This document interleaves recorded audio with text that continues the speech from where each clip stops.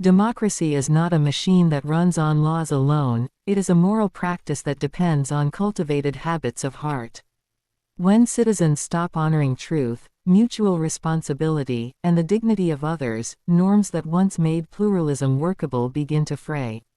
The loss is not merely theoretical, it is lived in everyday transactions, the bargains we make with convenience, the small hypocrisies that pile up until public life loses credibility.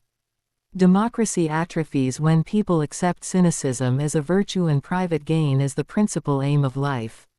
Moral erosion often begins subtly, in cultural cynicism that normalizes lying as political strategy and evasiveness as leadership skill.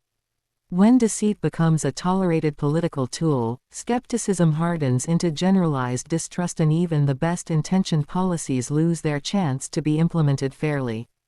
Citizens stop believing that their leaders speak honestly, they stop believing that their neighbors will act in the common interest. This breakdown of trust corrodes the social capital that democratic institutions need to function. Civic virtues such as patience, magnanimity, and willingness to compromise are slowly replaced by impatience, vindictiveness, and demand for instant retribution. Democracy requires the capacity to lose with dignity and to win without humiliating the vanquished. When public life becomes a perpetual battle of humiliation and revenge, the wounds deepen, democratic procedures remain, but the spirit that animates them is gone. The institutions survive in form while the moral life decays. The market-driven valorization of self-interest amplifies moral decay. When success is equated with accumulation and status rather than virtue, citizens begin to measure worth by material markers rather than character. Political participation becomes another avenue for self-promotion. The common good is displaced by a culture that applauds narrow achievement, making solidarity appear as a sentimental luxury rather than a civic necessity. Education plays a contradictory role in this erosion when it emphasizes technical skill over moral formation.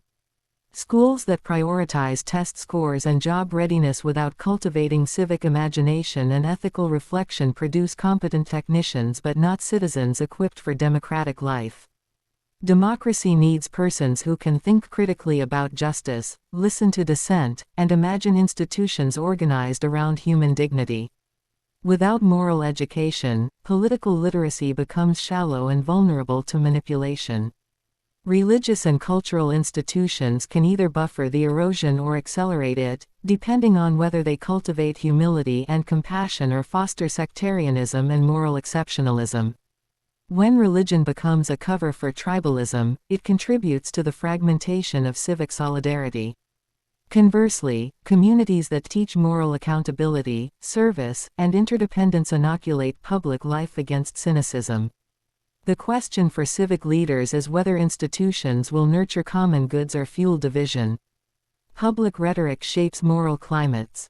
Leaders who demonize opponents, normalize abuse, or celebrate cruelty set a tone that invites imitation. Language matters, it forms habits of perception and practice. Democratic renewal requires the cultivation of a public speech that respects persons as moral interlocutors and refuses dehumanizing rhetoric even in fierce disagreement. This is not mere civility but a defense of the conditions in which democracy can flourish. The erosion of civic values is often accompanied by an ethical amnesia. People forget the sacrifices that secured democratic goods in the past. Memory matters, it sustains moral commitments across generations. When historical memory fades into trivia, citizens are less likely to cherish institutions and more likely to accept their hollowing out. Reviving collective memory of moral struggles can reignite a sense of duty and stewardship for democratic inheritance.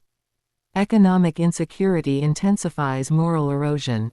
Anxiety about livelihood breeds scapegoating and parochialism, it makes the politics of fear effective. In such climates, promises of security from authoritarian figures seem attractive because they appear to solve immediate pain. But short-term relief through domineering solutions often accelerates moral degradation because it substitutes coercion for moral persuasion and solidarity. The media environment compounds the problem by privileging outrage over deliberation. When soundbites and sensationalism steer attention, nuanced moral arguments have difficulty being heard. Democracy needs deliberative spaces where citizens can hear complex truths and learn the art of collective reasoning. The flattening of public discourse into spectacles corrodes the discernment necessary for moral judgments. Moral erosion also appears in the decline of civic organizations that once mediated between individuals and the state. Associations, neighborhoods, unions, religious communities, voluntary groups, long served as training grounds for democratic habits. Their decline leaves a vacuum that is often filled by atomizing forms of social media and transactional political machines. Restoring these mediating structures would rebuild networks of trust and responsibility. Personalism, the practice of seeing others as persons with intrinsic worth, becomes rare in a moral vacuum. Instrumental attitudes flourish. People become means to political ends or economic gain. Democratic life, which requires seeing opponents as fellow citizens rather than enemies to be destroyed, is undermined by such instrumentalization. A moral politics insists on personhood as the baseline for public reasoning. Civic courage diminishes as moral horizons shrink.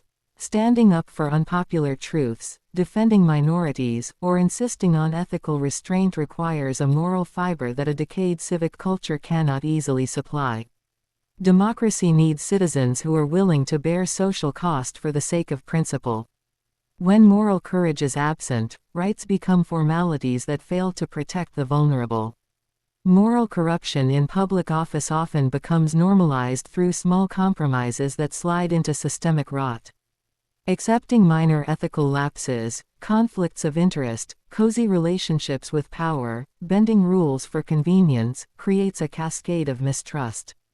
A single act of corruption may be minor, but the culture of toleration is catastrophic. Democratic health depends on low tolerance for moral laxity at the top. Empathy is a casualty in the erosion of civic values. When people no longer practice imaginative sympathy, placing themselves in others' shoes, policies become abstractions that dehumanize. Empathy enables policies to account for lived realities, its absence produces technocratic solutions blind to human cost. Democracy must rehabilitate empathetic imagination as a civic competency. Moral renewal requires the remoralization of institutions. Laws and procedures are necessary but insufficient. Institutions must be animated by ethos. Judicial systems, legislatures, and bureaucracies should cultivate ethical cultures that expect service rather than self-interest. This requires leadership committed to exemplary conduct and transparent mechanisms to align incentives with civic responsibility. Repairing the moral fabric calls for deliberate civic rituals that reaffirm shared commitments. Public ceremonies, truth-telling forums, and educational civic rituals can help restore a sense of collective belonging and obligation. Rituals are not magic, but they shape habits and narratives that sustain moral life. Thoughtful rituals can reorient public imagination toward common goods rather than factional advantage. The moral pedagogy of citizenship must be revived in both formal and informal settings. From family homes to classrooms to workplaces, practices that cultivate generosity, patience, and truthful speech must be modeled and taught. Civic virtues are not innate, they are cultivated through apprenticeship in moral habits. Rebuilding this pedagogy is a long-term project but essential for democratic durability. Finally, the erosion of civic values is reversible if citizens choose moral courage over expedience. Small acts of integrity, civic friendship, and public-mindedness multiply. Democracy endures when people reclaim the language of duty, confess errors, and invest in collective goods. The project is not glamorous, but it is the necessary ground for democratic life to reclaim its soul. Money and power tend to concentrate unless checked by robust institutions and cultural restraints. When wealth captures political processes, funding campaigns, controlling media, shaping policy, democracy tilts toward oligarchy. The corruption is structural as much as moral. Policies begin to reflect the priorities of the powerful rather than the common interest, and the formal equality of citizens is undermined by material inequality in influence. Lobbying, revolving doors between industry and government, and privatized campaign finance transform democracy into a marketplace of access. Public deliberation is replaced by expert lobbying crafted to secure private advantage. Citizens watch as policy outcomes favor narrow interests while the rhetoric of democracy remains. The legitimacy gap grows because people see institutions responding to donors rather than delivering public value. Corporate media consolidation turns information into a commodity and transforms journalism into a service for market share. When news outlets are beholden to advertising, corporate alliances, or owners' political agendas, the watchdog role of the press weakens. An informed citizenry is the lifeblood of democracy, information capture starves it. The result is a public sphere saturated with curated narratives that serve elite interests. Economic inequality produces political inequality. When wealth determines political voice, through donations, ownership of media, or gatekeeping of political networks, the democratic ideal of equal voice erodes. Policy choices reflect the interests of the affluent. Tax codes, regulatory rollbacks, and subsidies that favor capital over labor. This undermines social solidarity and breeds resentment among those left out of the political conversation. The privatization of public goods is another vector of corruption. When essential services, water, education, prisons, healthcare, are ceded to profit motives, accountability shifts from public welfare to shareholder returns. Such privatization often results in higher costs, lower quality, and diminished access for the vulnerable. The democratic promise of equitable access to civic goods is compromised when market logic dominates. Regulatory capture is the institutional symptom of this corruption. Agencies tasked with guarding the public from abuse become beholden to the industries they regulate through lobbying, personnel exchange, and political pressure. Rules meant to protect consumers and workers are diluted. The captured state becomes a protector of private privilege rather than the public interest, producing cynicism and weakening democratic legitimacy. Corruption also has moral-cultural dimensions. When elites normalize the rhetoric of meritocracy as a way to justify unequal access, they mask how privilege reproduces itself. Merit is framed as purely individual achievement while structural advantages are ignored. This narrative delegitimizes claims for systemic reform and shifts the blame onto individuals experiencing marginalization. Political machines and patronage networks exploit inequality by offering narrow material benefits in exchange for political loyalty. These networks deepen dependence and fragment collective bargaining for public goods. Democracy is hollowed out when civic participation is replaced by transactional exchanges that reproduce clientelism rather than fostering universal public programs. Economic power influences legal systems as well. Wealthy actors can afford legal teams that delay justice, shape litigation outcomes, or influence judicial appointments. Legal systems intended to be impartial become arenas of unequal access. When justice appears purchasable, public confidence diminishes and social trust erodes. Globalization amplifies these dynamics by allowing capital to move across borders, seeking regulatory arbitrage and tax havens.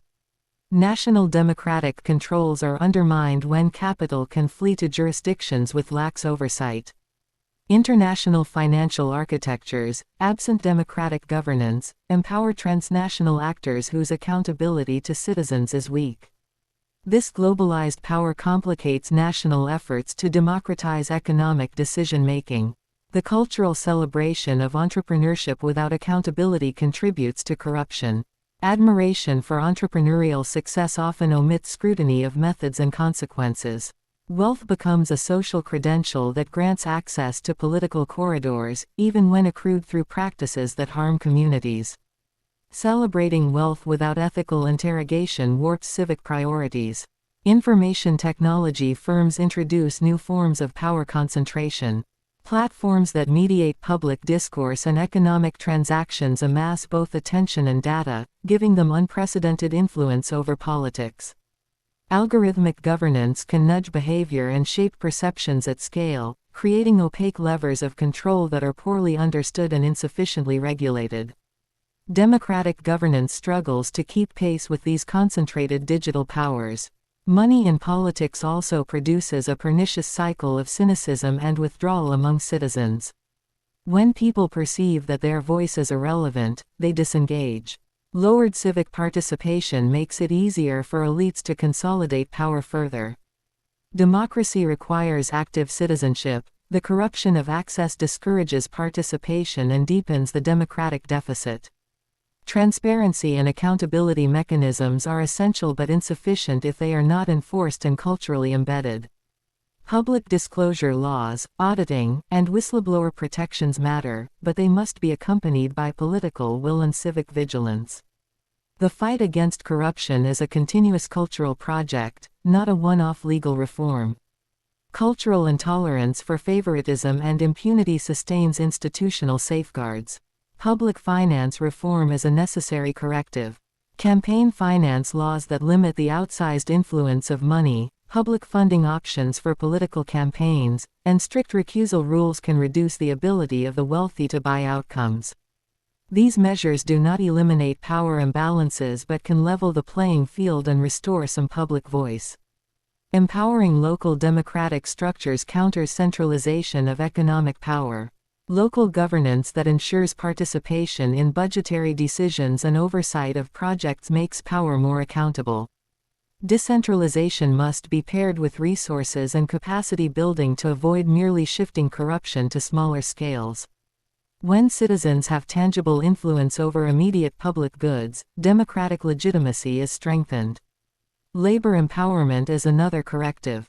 Strong labor institutions, unions, cooperatives, worker councils, rebalance economic power by giving workers collective voice in economic governance.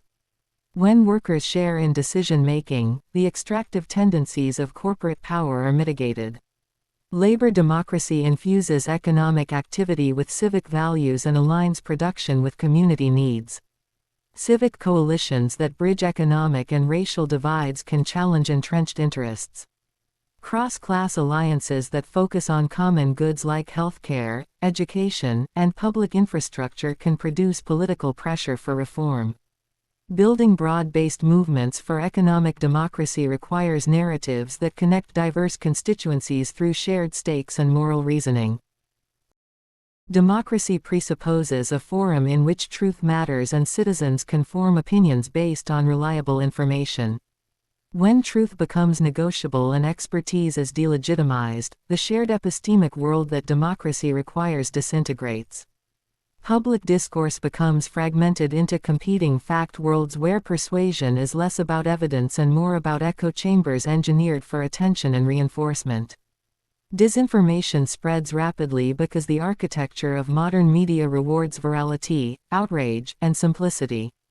Falsehoods that provoke emotion travel faster than careful arguments that require nuance and context. The attention economy turns truth into a scarce commodity, and actors who profit from confusion exploit this scarcity. Democracy is imperiled when citizens cannot agree on even basic facts necessary for collective decision-making. The delegitimization of institutions that mediate truth, universities, scientific bodies, mainstream journalism, exacerbates the crisis.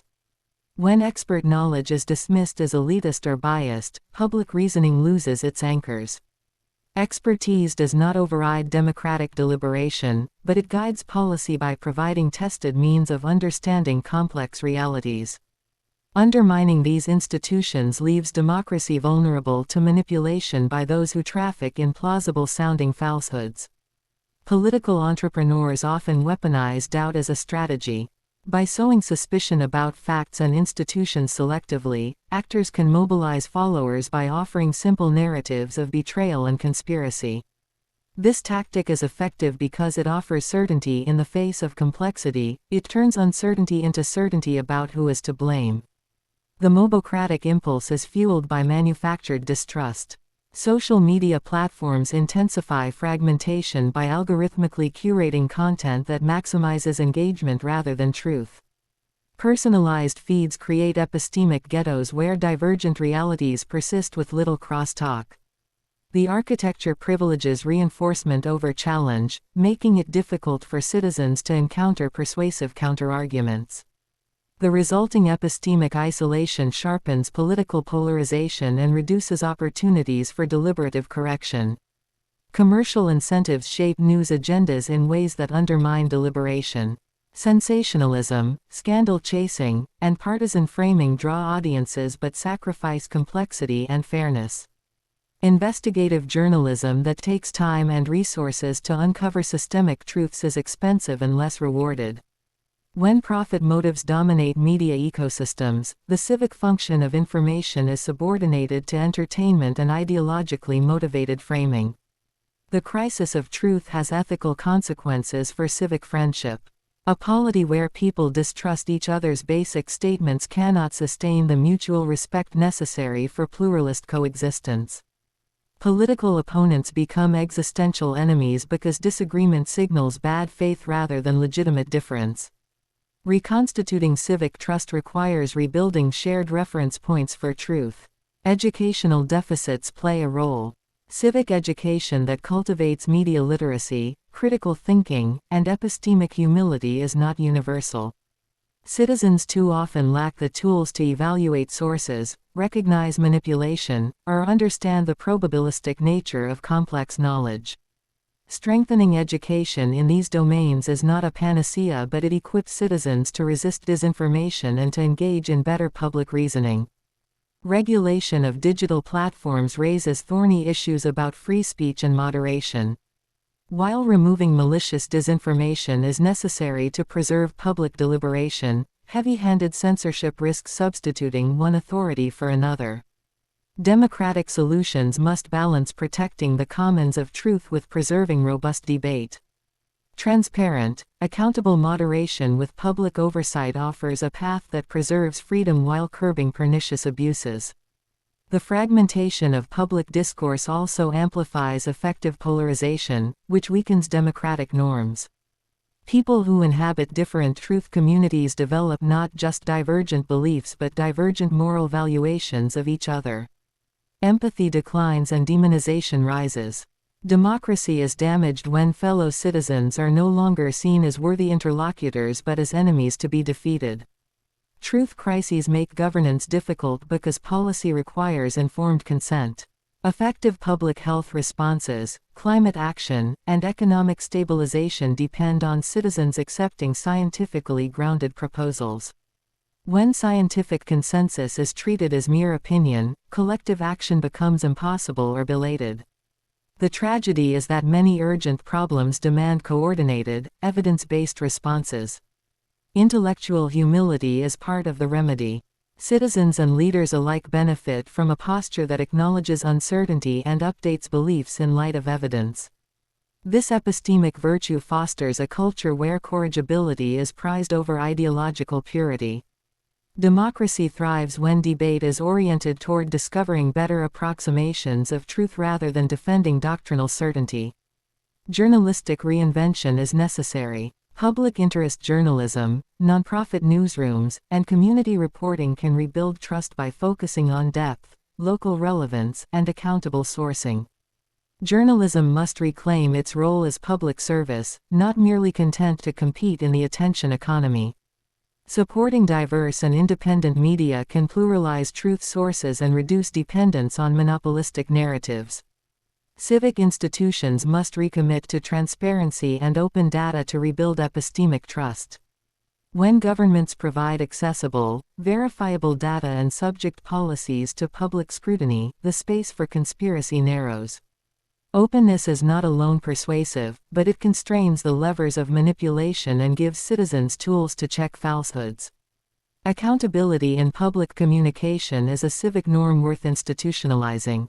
Community deliberation forums can counteract fragmentation by creating spaces where citizens with different backgrounds encounter one another and work through disagreements constructively.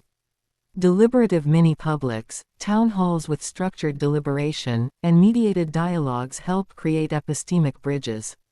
These practices cultivate civic virtues of listening, patience, and reasoned persuasion. Scholars and public intellectuals have a role to play in translating complex findings into accessible frameworks that respect nuance without oversimplifying. Intellectuals who engage public audiences with humility and clarity can help restore credibility to expertise. The task is to communicate complexity in ways that connect to lived experience, enabling people to see why certain truths matter for their well-being. Combating disinformation requires coordinated responses that include civil society, tech firms, governments, and educational institutions. No single actor can solve the crisis alone. Public-private partnerships focused on transparency, media literacy campaigns, and research into the mechanics of misinformation can together blunt the spread of falsehoods while protecting civil liberties. Finally, the moral ecology of truth must be nurtured. Citizens must cultivate habits of intellectual honesty, checking sources, admitting mistakes, and rewarding careful argumentation. Truthfulness is a civic virtue that flourishes in cultures that prize it. Restoring a shared epistemic life is a moral vocation as much as a technical fix. It requires citizens to recommit to reality as the common ground of democratic deliberation. Authoritarianism grows where fear, fragmentation, and despair open a political opportunity for leaders who promise order and simple answers. People under stress may trade freedom for the illusion of safety.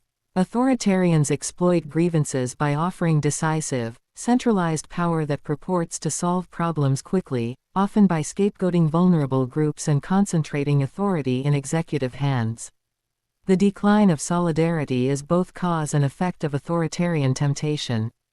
Solidarity, the sense that we are bound together in shared fate, is the social soil in which democracy roots itself.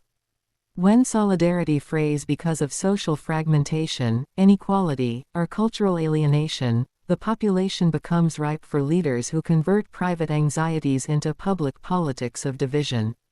Solidarity's absence allows identity politics of exclusion to masquerade as political renewal. Authoritarian tactics include delegitimizing dissent, concentrating media control, undermining judicial independence, and weakening legislative oversight. Such maneuvers do not always arrive as coups, they often advance incrementally through legalistic steps that hollow out institutional checks and balances. The slow poison of autocracy begins with eroding norms, attacking the press, vilifying opposition, and normalizing emergency powers until restraint becomes exceptional. Populist rhetoric that claims to speak for the real people against a corrupt elite can slide into authoritarianism when it rejects pluralism. Populism rightly exposes forms of elite capture but becomes dangerous when it delegitimizes minority rights and institutional constraints. The charismatic leader who promises to embody the people's will can easily become the people's master when dissent is labeled treacherous. Economic distress intensifies authoritarian appeals. When jobs disappear and communities feel abandoned, promises of economic revival through strong leadership become enticing. Authoritarians capitalize on real grievances but channel them into policies that centralize power and often privilege cronies. Material insecurity, therefore, is not just an economic problem but a political vulnerability. The militarization of civil society is another step toward autocracy. When security logic crowds out civic conversation, policing and militarized responses replace deliberation and welfare strategies. The tendency to resolve social problems through forcible suppression rather than addressing root causes creates a culture of fear and compliance. Democracies that normalize militarized governance trade liberty for a brittle order. Erosion of minority rights is a hallmark of authoritarian drift. Attacks on civil liberties, restrictions on assembly, and discriminatory laws not only harm targeted communities but also set a precedent that weakens everyone's protections. Authoritarian regimes often start by excluding others, and then use the precedent to expand power in broader ways. Defending minority rights is thus protecting democratic integrity for all. The decline of independent institutions is a structural danger. Civil society organizations, courts, universities, and free media that once acted as counterweights are weakened through budget cuts, regulatory pressure, or co-optation. Without these mediating institutions, the centralization of power proceeds with little resistance. A healthy democracy depends on a robust ecosystem of independent actors. Authoritarian leaders also exploit cultural anxieties around identity and belonging. By framing politics as a struggle to defend a nostalgic vision of national essence, they mobilize people who feel dislocated by social change. The promise of restoring lost dignity through exclusionary policies offers psychological comfort at the cost of democratic pluralism. Resisting this lure requires articulating inclusive narratives of dignity that honor complexity and plural belonging. International dynamics can enable authoritarianism. When foreign powers back strongmen for geopolitical reasons, they legitimize undemocratic governance. Authoritarian states also learn from one another, exporting techniques of surveillance, censorship, and digital repression. The global diffusion of autocratic practices complicates national efforts to uphold democratic norms without international support systems. The digital realm creates novel tools of control that authoritarian regimes and illiberal actors exploit. Surveillance technologies, censorship algorithms, and disinformation infrastructures allow powerful actors to monitor and manipulate populations with unprecedented precision. Democracies must develop norms and laws to regulate the use of such technologies while protecting civil liberties and preserving the public sphere. Polarization corrodes norms of reciprocity and mutual regard, making democratic compromise more difficult. When political life transforms into existential conflict, citizens are more willing to support extraordinary measures to defeat perceived enemies. This zero-sum mentality feeds support for authoritarian fixes that promise decisive victory rather than messy negotiation. Rebuilding a politics of reciprocity becomes essential to resist such temptations. The decline of solidarity is linked to the hollowing out of local communities and associative life. Where neighbors do not know neighbors, and local institutions dissolve, people are less likely to develop the empathy and mutual aid practices that inoculate against authoritarian appeals. Community rebuilding, neighborhood networks, civic associations, mutual aid, fosters the day-to-day solidarity that sustains democratic resilience.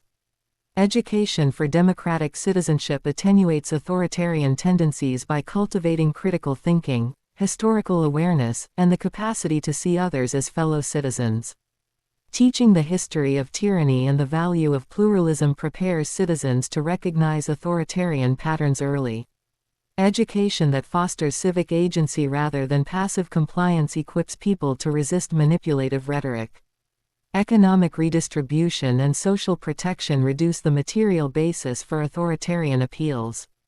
When basic needs are secured and citizens experience shared investment in public goods, the temptation to trade liberty for security diminishes. Solidarity is strengthened when citizens see themselves as stakeholders in common projects rather than as disposable subjects in a zero-sum economy. Leadership matters. Democratic leaders who model restraint, speak honestly about limits, and cultivate inclusivity inoculate societies against authoritarian swings. Leadership that practices moral humility and invites plural participation stabilizes institutions. Conversely, leaders who revel in personal power and theatrics invite concentrations of authority that corruption often follows. Legal safeguards need rigorous protection. Constitutional checks, judicial independence, and robust electoral integrity mechanisms form the legal bulwark against authoritarian encroachment. Protecting these safeguards requires both legal reforms and civic will. Laws matter only insofar as citizens and institutions are committed to enforcing them. Vigilant civic engagement is the living counterpart to legal protections. International solidarity for democracy is important because authoritarianism often crosses borders. Democracies can support civil society abroad, provide safe havens for dissidents, and coordinate sanctions against egregious abuses. Global networks of democratic solidarity can pressure authoritarian regimes and help sustain domestic resistance movements. Democracy's defense is not only inward-looking but also an international responsibility. Finally, restoring solidarity and resisting authoritarianism demands a moral and spiritual revival that reorients politics toward human dignity and mutual care. It requires citizens to practice small acts of solidarity, to teach civic virtues in homes and schools, and to demand leaders embody prophetic responsibility rather than personal aggrandizement. Democracy under threat can be reclaimed if solidarity is rebuilt not as rhetoric but as daily practice and institutional commitment.